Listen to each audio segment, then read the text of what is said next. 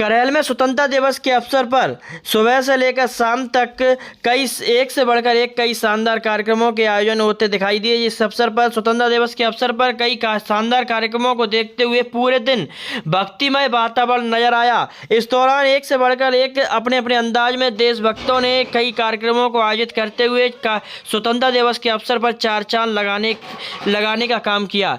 इस दौरान पूरे कार्यक्रम को लेकर स्वतंत्रता दिवस के अवसर पर स्वतंत्रता संग्राम सेनानियों को भी श्रद्धांजलि देने के लिए करेल के लोगों ने अपनी आस्था और श्रद्धा दिखाई। इस दौरान 25वीं पुण्यतिथि के अवसर पर स्वतंत्रता संग्राम सेनानी शिवनारायण तिवारी की पुण्यतिथि का भी एक आयोजन करते हुए श्रद्धा सुमन अर्पित किए गए। इस दौरान करेल के मोहल्ला काजी स्थित डॉक्टर चंद्रशेखर तिवारी के आवास पर शिवनारायण तिवारी को श्रद्धा सुमन अर्पित करते हुए एक काव्य गोष्ठी का भी आयोजन किया गया, जिसमें मुख्य अतिथि के रूप में एमएलसी मुकुल यादव ने शिरकत की और वहीं कार्यक्रम की अध्यक्षता डॉक्टर रामदत्त पारस ने करते हुए अपने काव्य गोष्ठी का आयोजन किया गया। इस दौरान कार्यक्रम के आयोजक डॉक्टर चंद्रशेखर तिवारी ने सभी अतिथियों का जमकर स्वागत सत्कार किया। वहीं कार्यक्रम में पहुंचे कविगढ़ पदम सिंह पदम, उदयवीर सिंह यादव, सतीश समत, प्रेमचंद साक्य, रामदत्त पारस, हरकिशोर वर्मा, आचार्य अरुण दुबे, राकेश सरल, बिमलेंद्र त्रिवेदी समेत तमाम लोगों ने एक से बढ़कर क्या पूरा कार्यक्रम रहा है।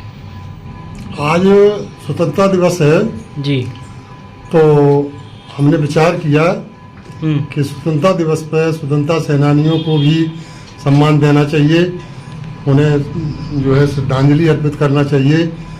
तो हमें अपनी बाबा की याद आई।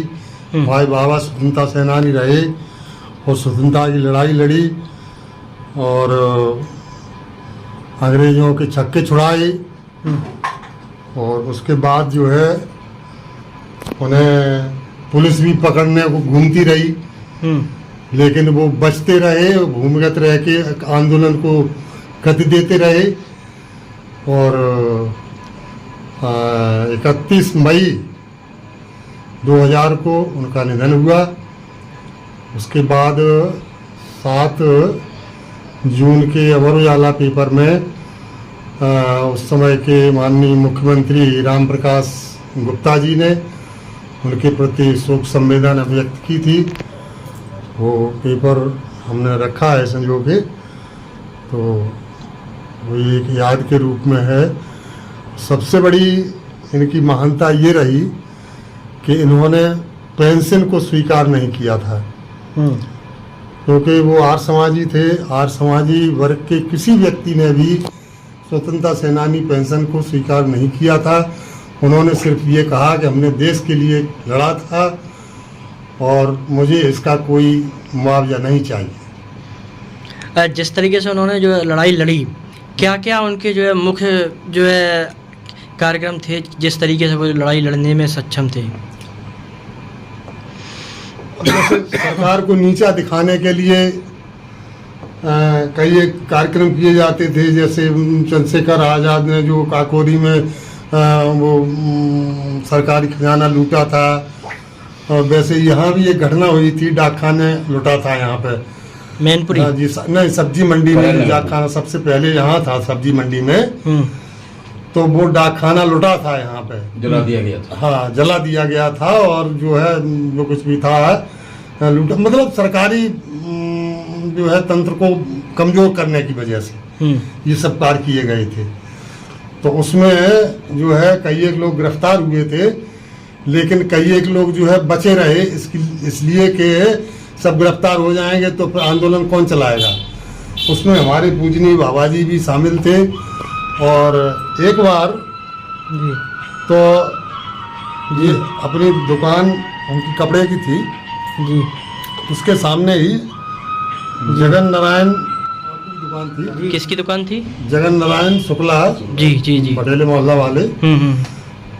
तो उसके सामने वो अपने बैठे थे और अपनी दुकान बंद कर दी थी, बताते थे। तो वहाँ बैठे थे, पुलिस की टोली उधर से आ रही थी, थाना यहीं पे था तब।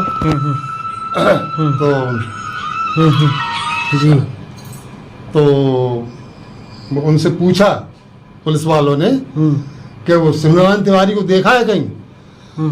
तो वो बोले हाँ इधर ही निकल गए सुभाष गेट की तरफ। उनसे ही पूछा? हाँ उनसे ही पूछा, पुलिस वालों ने उनसे ही पूछा। हाँ। और वो शकल सूरत से नहीं जानते होंगे, लेकिन वो उन्हें ही गिरफ्तार करने आए थे, उन्हें ही पूछा। और देखिए वो कैसे बचे। उनने कहा इधर ही निकल गए सुभाष गेट की तरफ, और वो पुलिस वाले सुभाष गेट की तरफ चले गए और वो इधर गलियों से हो गए, अपना गायब हो गए।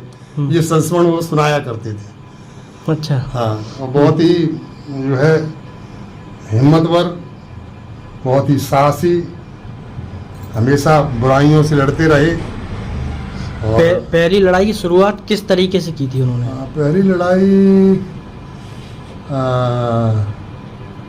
ये 1968 के लगभग हुई थी शायद शुरुआत। अब स्वामी दयानंद ने आवाज़ उठाई थी सबसे पहले, तो उसी का इन्हें जो है आज समाजी लोगों को वो जोश भरा हुआ था। और अंततोगत्वा संघर्ष करते करते इन लोगों ने आज़ादी दिलाई हमें। आज हम आज़ादी में जी रहे हैं, लेकिन वो आज़ादी आज बर्बादी की तरफ जा रही है।